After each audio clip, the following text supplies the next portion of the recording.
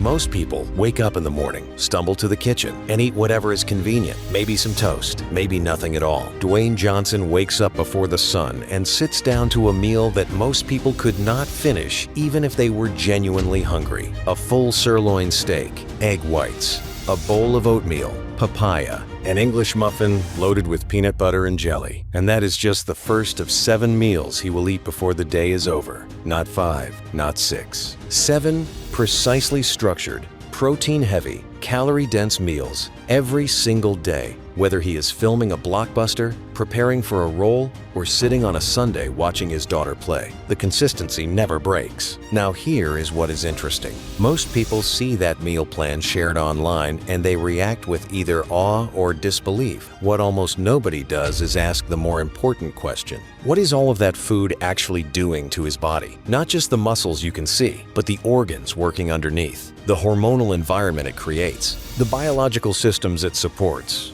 and the ones it quietly stresses. Because when you eat at this level, for this long, with this kind of precision, the effects go a lot deeper than a physique. And understanding those effects tells you something genuinely useful about nutrition, performance, and what elite maintenance actually costs at the biological level. Start with the number that makes everything else make sense. Dwayne Johnson's daily caloric intake sits between 5,000 and 7,000 calories, depending on what phase of training he is in. The average adult male requires somewhere between 2,300 and 2,500 calories per day just to cover basic metabolic function, breathing, circulating blood, maintaining organ activity, staying warm. The Rock is consuming more than double that floor number every single day of his life, and he is doing it while staying lean enough to appear shirtless on an IMAX screen. The reason this is biologically possible comes down to one factor above all others: his muscle mass. Lean muscle tissue is one of the most metabolically expensive substances the human body can carry. Unlike adipose tissue body fat, which requires almost no energy to maintain at rest,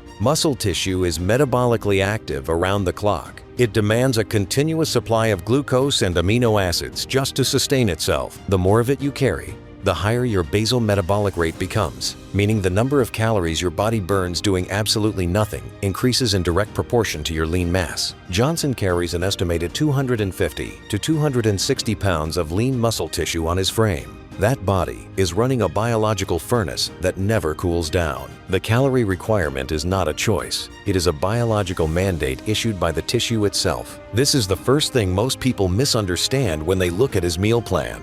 They see the quantity and assume it is excess. It is not excess. It is maintenance. Every calorie he consumes above his body's resting floor is essentially rent paid to keep 260 pounds of muscle from cannibalizing itself. Now let us look at what those 7 meals are actually structured around, because the composition matters as much as the quantity. The foundation of Johnson's entire nutritional architecture is protein. Across his 7 meals, he reportedly consumes somewhere between 400 and 450 grams of protein per day. To contextualize that number, the standard dietary recommendation for a sedentary adult male is approximately 56 grams. Johnson is consuming roughly 7 to 8 times that amount. And the reason is rooted in a biological process called muscle protein synthesis. Every time you train, muscle fibers experience microscopic tears under the mechanical load. The body repairs those tears by fusing new protein filaments into the damaged tissue, making the fibers slightly thicker and more resilient in the process. This repair mechanism is called muscle protein synthesis, and it is the biological engine behind every physique transformation in history. The process is driven entirely by amino acid availability in the bloodstream. When sufficient amino acids are present,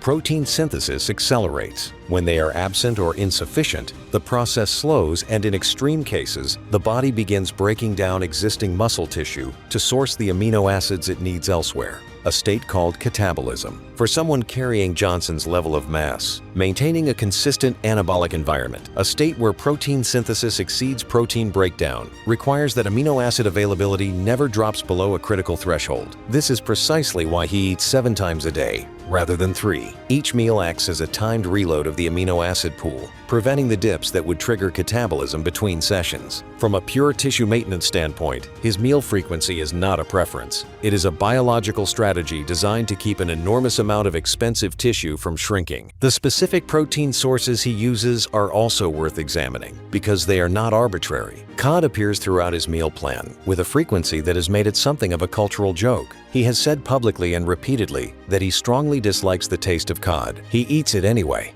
sometimes twice a day. And the reason tells you something important about the difference between eating for performance versus eating for preference. A 220-gram serving of cod delivers approximately 50 grams of protein. The fat content is almost negligible, less than 2 grams. The caloric density is low. For someone who needs to hit 400 grams of protein daily without loading excess dietary fat into a physique required to be camera-ready, cod fills the gap that more palatable proteins like steak or salmon cannot fill as cleanly. Steak delivers protein efficiently, but comes with significant saturated fat. Salmon, which Johnson also eats, carries healthy omega-3 fatty acids, but adds caloric density that requires accounting for elsewhere in the day. Cod is essentially pure protein, with a calorie cost so low it almost does not register. That makes it irreplaceable in his specific nutritional equation, regardless of how it tastes. Chicken breast performs a similar function in his plan, appearing multiple times daily. Lean, high protein, low fat, and structurally reliable as a muscle-building input. The monotony of his protein rotation cod, chicken, steak, halibut, egg whites is not a lack of imagination. It is the result of eliminating every variable that does not serve the biological goal. The carbohydrate side of his nutrition plan is equally deliberate and equally misunderstood. Johnson consumes significant quantities of complex carbohydrates throughout the day. White rice, sweet potato, oatmeal, baked potato. Combined across 7 meals, his carbohydrate intake reaches levels that would be considered counterproductive by most modern dietary advice, which has spent the last decade demonizing carbohydrates as obstacles to body composition goals. In his case, however, the carbohydrate load is performing a function that nothing else can replicate. The primary fuel source for high-intensity muscular effort is glycogen, glucose chains stored inside muscle tissue and the liver. During compound resistance training movements like squats, deadlifts, and bench press at heavy loads, the body burns through glycogen at a rate that fat oxidation simply cannot match. Fat metabolism is efficient at low to moderate intensities, but under the kind of explosive, heavy loading that Johnson performs daily for 2 hours or more, glycogen is the only fuel system fast enough to respond to the demand. If glycogen stores are depleted before training ends, performance deteriorates rapidly, strength output drops. The body begins sourcing emergency fuel through gluconeogenesis, a metabolic pathway that converts amino acids into glucose by breaking down muscle protein. For someone whose entire professional and physical identity depends on maintaining maximum strength output in every training session, glycogen depletion is simply not acceptable. The carbohydrate volume he consumes is calibrated to ensure his glycogen tanks are full before every session and replenished completely after. Sweet potato and oatmeal, specifically, appear in his earlier meals because their lower glycemic index means they digest slowly, releasing glucose into the bloodstream at a measured rate rather than spiking insulin sharply and then crashing. White rice appears later in his meal rotation, particularly post-training, because its higher glycemic index makes it ideal for rapid glycogen replenishment when the muscles are most receptive to glucose uptake. Now here is where the biological story becomes more complicated than the fitness content usually admits. Processing 400 grams of protein daily, consistently year after year, places a sustained and measurable demand on the kidneys. When protein is metabolized, the nitrogen component of amino acids cannot be stored or used directly for energy. It is converted into urea, a waste compound, and excreted through the kidneys into urine. Under normal dietary protein intake, this filtration process is routine and effortless. At 400 grams per day, the urea load the kidneys must process is substantially elevated over what they were designed to handle across a normal lifetime. The current research consensus is clear that high protein intake does not cause kidney damage in individuals with healthy, pre-existing renal function. The kidneys are adaptive organs and can expand their filtration capacity in response to sustained demand. But that adaptation requires one non-negotiable input: water. Johnson reportedly consumes close to a gallon of water daily, and this is not a wellness preference. It is a physiological requirement. Insufficient hydration under a high-protein load allows urea to concentrate in the kidney tubules, increasing the risk of uric acid crystallization and stone formation. The water intake is the pressure relief valve that keeps the system running cleanly. There is also the liver to consider. The liver is responsible for converting excess amino acids through a process called deamination, stripping the nitrogen to produce urea and converting the remaining carbon skeleton into glucose or fatty acids. At Johnson's protein intake, hepatic workload is chronically elevated. Again, in a healthy liver, this is manageable, but it underscores the fact that this level of nutrition is designed for a body that has been built and conditioned to sustain it over decades, not adopted overnight by someone whose internal systems have never operated at these loads. Then there is the famous Sunday. The cheat meal has become the most widely shared aspect of Johnson's entire public persona. Documented cheat days have included 12 pancakes, multiple pizzas, a pound of brownies, and enough sugar to destabilize the blood glucose of someone half his size.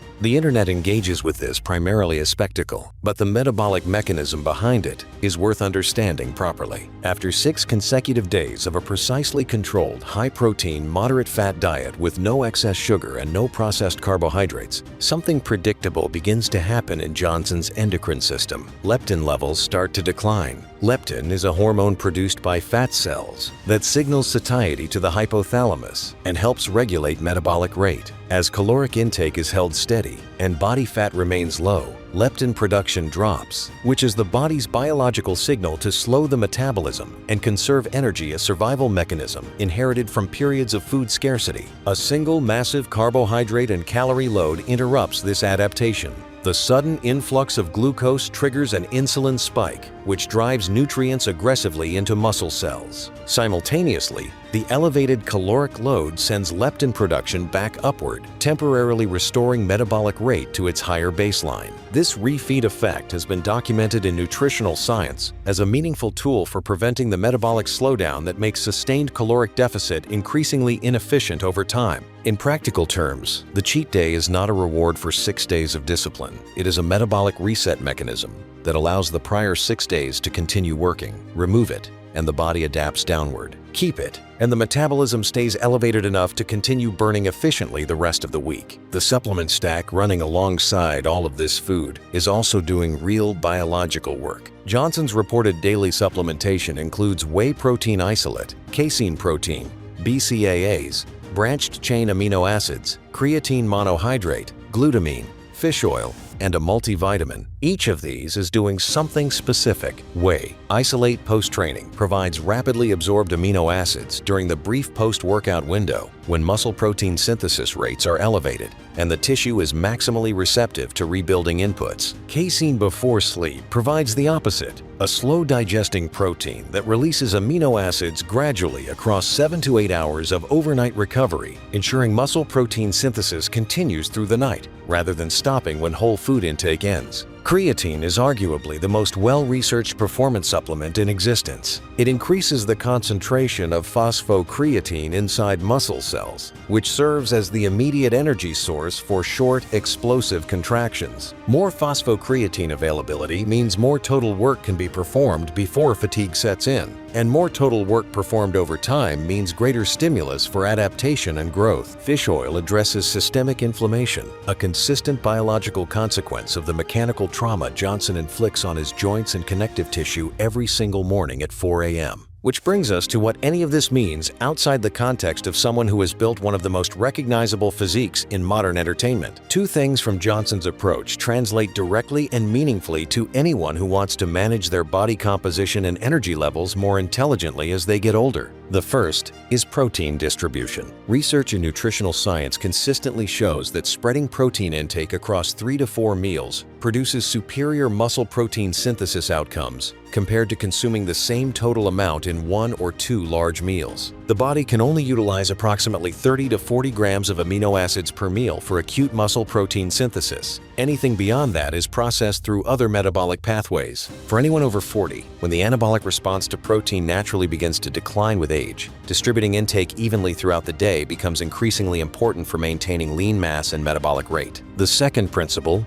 is the refeed. Chronic caloric restriction without structured breaks does not just fail emotionally, it fails hormonally. The leptin decline and metabolic adaptation that Johnson's cheat day interrupts operate in exactly the same way in anyone managing their weight long term. A single, planned, intentional, high-calorie day built into the week is not a deviation from the goal. For most people operating in a sustained caloric deficit, it is one of the most effective tools available for maintaining the metabolic conditions necessary for long-term success. Dwayne Johnson will eat 7 meals again tomorrow, and the day after that, and every day after that, for the foreseeable future, because the body he has built has become something that demands to be maintained. The machine sets its own requirements, and the man feeds it accordingly. What looks like abundance from the outside is, from a biological perspective, a precisely calibrated supply chain running in service of an extraordinary physical output. Every gram of cod he tolerates, every bowl of oatmeal, every post-workout shake, each one is a single link in a chain that has been running without interruption for 3 decades. The physique is the visible result. The biology behind it is the real story. And the real story is that there are no shortcuts inside it, only systems, running with a consistency that most people will never apply to anything in their lives. That is what 7 meals a day actually means.